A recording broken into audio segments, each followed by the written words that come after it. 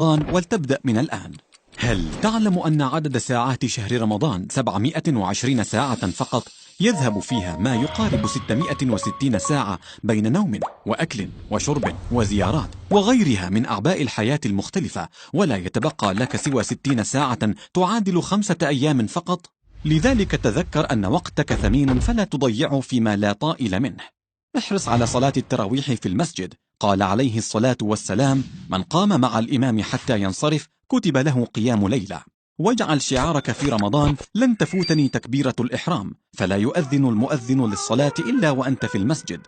أكثر من تلاوة القرآن واعقد العزم على ختم كتاب الله ولو ختمة واحدة، وستجد الوقت الكافي بعد أذان كل صلاة، وليكن هدفك تدبره والعمل بما فيه وليس زيادة عدد الختمات. في شهر رمضان 10 ليال من أعظم ليالي العام، وفيها ليلة خير من 1000 شهر. الكثير منا يضيعها في التسوق والتجهز للعيد، لذلك أنصحك بإنهاء كل هذه المشاغل من الآن قبل دخول رمضان، وإملاء وقتك بالذكر والدعاء طيلة الشهر الكريم، فأبواب السماء مفتوحة.